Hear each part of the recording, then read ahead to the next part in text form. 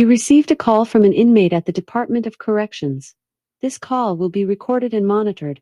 If you wish to block any future calls of this nature, dial 7 now. To accept this call, press 5 now. To decline this call, hang up. Well, hello there, Miss Strong. How goes the battle? Good. Yes, I've talked to a few people, and they like to take advantage of the resources that's available within the facility, and looks like you're definitely doing that. So you've got the GED knocked out of the way, and now you're taking some college classes. Okay. All right. Yeah, I remember years ago I went down there for a graduation, and it's just a nice feeling, especially when somebody shows up for the graduation, and shows support. I was able to get pictures and talk with some of the other folks, some of which I actually met after they got out. So it was a really nice experience, and I'm glad they did that. It's just one of the few things that the correctional centers will do that make a positive impact, and that's a shame because everything that goes on in there should be geared to giving you a better, more productive life when you get out, and give you the opportunities to live a life that you don't feel that you need to turn to crime anymore. Yeah, the addiction is a big thing, and I know a lot of the local police departments, they're training their folks to look out for them, and maybe we can get them some help. I do believe that it's better to help the folks and prevent crimes rather than just locking them up and just delaying another crime spree. Okay, yeah, I know a few people that are in for crimes like that. Crimes against children. That to me, that's a sore point. But a crime is a crime, and I think our main goal is to rehabilitate. Well, yeah, I and people who have kids, I can understand. I'm sure a lot of them just want to hang them from the highest gallows, but it's just that's a fact of life. If you group it like this, crimes against children, crimes against the elderly, crimes against the disabled, crimes against races or religion, uh, it's a crime, and we shouldn't promote that in any way. And I certainly don't think we should treat one crime better than any other.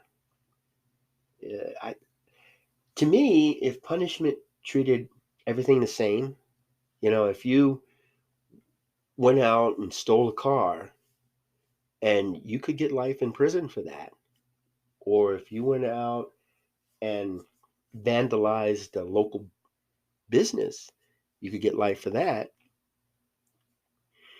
I don't think it's going to reduce crime, but it will show that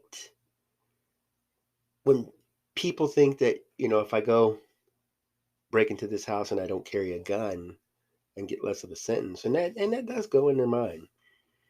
They might think twice. I think if anything, when it deals with crimes, age should definitely be a factor. I know. A 10-year-old could commit a You have 60 seconds remaining. crime against a child, but what goes through a 10-year-old's mind? Where did they get those ideas? What prompted them to do that? Can that be something that we could work with to prevent it from happening again? Is this just the start of a long career? Okay, I You have 30 seconds remaining. I see your point. Inside prison, it does matter. Yeah, and I know. parents don't take too kindly to being roomies with somebody that raped a child. Okay, I'll talk to the folks that I work with, because I work with a few sex offenders and child molesters. And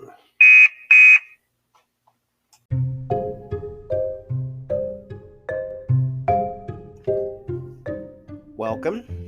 My name is Joel Wilborn, and this is AQS Inmate Call. And this episode is about some of the heinous crimes that, if we were way back in the past, if somebody was accused of committing this crime, maybe a mob would come out and kill the person. And I know back in the Old West, people considered stealing a horse a serious crime. I mean, there was groups of people that would go after a horse thief. And now we have people that are dying in schools, in churches, in grocery stores, because somebody just decides to walk in there and just start shooting it up. And these folks really don't appear to care what impact they're having on folks. And I guess in some cases that's actually what they want. They want to break people's hearts. They want to bring sadness. They want to cause chaos. In one instance, a person said he wanted to start a race war. And these are delusional. These are thoughts that don't work. And one thing everybody can agree on is we can't, as a group, solve this crime wave, or end it, or slow it down. The only people who can prevent a crime are the people that are actually thinking about doing it. And I know when I talk to coworkers and friends, they're asking, how could a person do something like that? And even if you talk to that person, you're not going to get the answer that would satisfy you, because different people have different reasons to commit these crimes. And they're not all the same. And as far as finding the cure, it's just that each individual has special needs, special requirements to probably turn away from this. And time and time again, I'll speak against those who want to suppress our right to have weapons, because there are millions of weapons already in the United States. And if we put a law to stop new ones from being manufactured, or put harsher restrictions on buying them, it doesn't remove the weapons that are already out there. It's like going out and somebody picks up a stone and kills their neighbor. You wonder, do we ban stones? Is that going to stop people from using stones to kill folks? There's plenty of stones on this planet, and banning them is just doesn't make any sense. Yet that's what they're thinking of doing. When right now we have a little bit of an advantage to these high capacity weapons and any weapons, because if a person has to go in and register, do a background check, and buy these weapons, law enforcement knows who has them. And if a person ends up being murdered by one of these weapons, forensic teams, they can come together, working with law enforcement, working with specialists, and quite possibly find out who pulled the trigger by backtracking where the weapon came from. We, at best, a person who has a weapon and it's stolen, and maybe there's still records on file, and people trace it back to the folks who had their weapons stolen from them, it doesn't get us any closer to who actually committed the crime. So if you really want to put a hamper on law enforcement, let's start turning a legal process into an illegal process. Because no matter what laws we put out there, let's face it, criminals are not going to follow them. That's why they're criminals. That's why they do it. They don't want to follow the law. They don't want to stay within the bounds. The only people you're limiting are those who are law-abiding citizens. If I want to go buy a weapon and I have to do a background check and I refuse to do that, I don't buy a weapon. But if a person wants to go shoot his ex-girlfriend and he goes down to buy a weapon and they're telling him he has to do a background check and he knows he's not going to pass it, I'm sure he'll go on the black market, which is easy to do, and he'll purchase one. And then what? What do we do after that? There's people that's locked up in prison, and we can sit and talk with them. Why did you kill this person? Why did you commit this crime? And many of them will talk, especially those that are really in a bad place. They just might want to talk to somebody just to get it off their chest, just to feel better. And as I was saying in the phone conversation, crimes against children, they're quite possibly the most innocent human beings on the planet. There's a deep cause for that.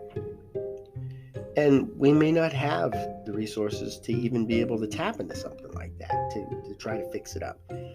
And, in the U.S. we have, they have to register as a sex offender, or, they have to put in where they live, and there's neighborhoods that don't want them in their neighborhood. And that's good, because if they are at a high risk of reoffending, knowing that is good. And I know we in my hometown, they want to pass a law where if a woman is dating somebody, she could go to a website, or maybe call the local authorities and find out if this person had been arrested for domestic violence or assault or something. Kind of register them like we do sex offenders. A man beats his girlfriend, goes on this list, and the girlfriend goes on and says, I'm going to check this guy out, and I don't want to date him. I think most of them would not want to date somebody that has a history like that. Yet, a list like that forever condemns a person for this crime. And I don't know if that's going to make anything easier, because these people, they walk out and they say, everywhere I go, people are looking at me, pointing at me, and treating me like I'm worthless. It doesn't matter if I change or not. I'm going to be treated the same. So what motivation do they have to become a better person, to become more adaptable to society? They'll just accept themselves as they are, accept the fact that nobody's going to treat them any differently, and just probably revert to their old ways until the day they die. Because I know when I was talking about Marianne Atkins, she went to jail as a 16-year-old. She went to prison as a 19-year-old. That's a teenager. They're fair prey for these child molesters and violent criminals. They and a lot of them, from what I hear, when these sex offenders are in prison and they see somebody that's young or looks young, they're fair game. And you're not really ending the crime, you're just giving them more people to attack. And it goes on in there. There's prison officials who engage in this type of activity. There's these prisoners that engage in this type of activity. We're not ending it. We're just causing,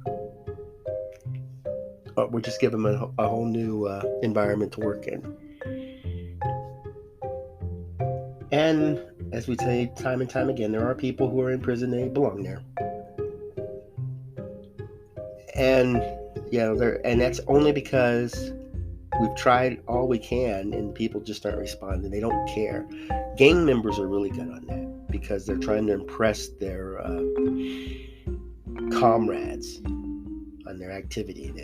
There's more or less like, I treated this person bad, and I treated this next person bad, and I treated this other person bad, and I deserve some accolades in here. Or I have to commit this crime in order to get initiated into the gang. But when I look at a crime, and I think if you sit down with the person, with the case with Marianne Atkins, she says she was raped by this person and she got his gun and killed him. And they treated her as if she had committed this premeditated crime, wanted to give her first-degree murder. They didn't believe anything she said. And that doesn't have a good impact on her self-esteem. Why should she trust law enforcement? Why should she say anything? And why does it matter if they're not going to help her if she actually gets attacked by people? And we don't want that. We want to give women the power to defend themselves. We want to step them up on the scales so that they're not treated as inferior. They're equal. Men and women are equal, and we shouldn't treat a woman any differently because of her gender. And if a man looks at this woman and says, I'm going to attack her because she's a woman, and he winds up getting killed, we really need to look into that. A woman killing a man is different from a man killing a woman. And it could be the same circumstances. It could be self-defense, could be jealousy. But that should be at least a sign to look into it. And not take what people say as their explanation. If a person says, this is why I killed a person, then, if they're caught, they're sitting in captivity, why does it matter to lie? Why does it matter to tell the truth? You're sitting there. Game's over. And those who admit it, let's figure out why. And let's believe that. I killed the person in self-defense. Are you sure you weren't trying to rob him? No, I was defending myself. And then look into it. And I don't think plea deals should be made for something like that, especially when there's two crimes. If she was raped by this person and she killed this person, there's murder and there's rape. Then you need to go to trial. You need to figure it out. You don't make a plea. It's like, okay, agree to murder. If anything, she should have agreed to self-defense. But it didn't happen. And there are professionals out there. There are people out there trained to work with folks and figure out what's going on. And then once the person figures out, I didn't have to do this. I don't have to do this anymore. I am accepted by society. I can live a productive life. I can get back out there and do something that is good instead of sitting in prison. And with time, a person will realize that, but they're going to have to feel like they're part of a community. They're going to have to feel like they have self-worth. And they're going to have to understand there are consequences to their actions. And there are people, no matter what their crime is, that are affected by this. And I like to talk to them and have them give advice to people out there who may be actually going through the same thing. It's easy when you can relate to somebody. When you're talking to somebody who's gone through the same thing that you've gone through. It's easier to heal than talking to people that just read about it in a book.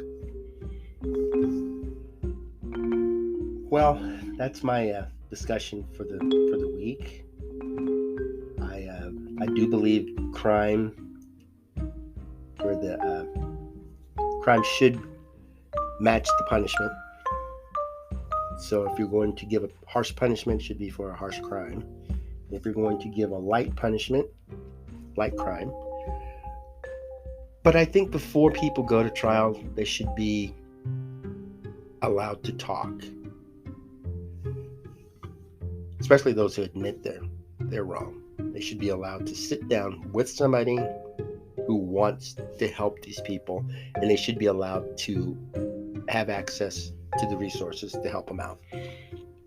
Marianne Atkins, she received advice from some of the other people in the jail, and it wasn't very good advice.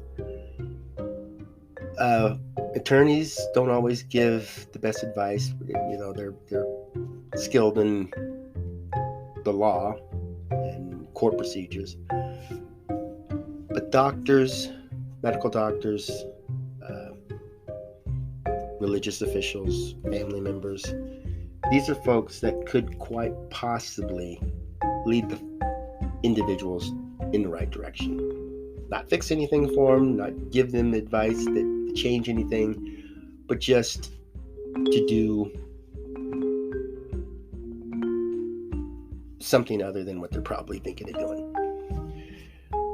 Well, thanks for tuning in, and I ask that you make this a wonderful day and go out and make beautiful memories for tomorrow.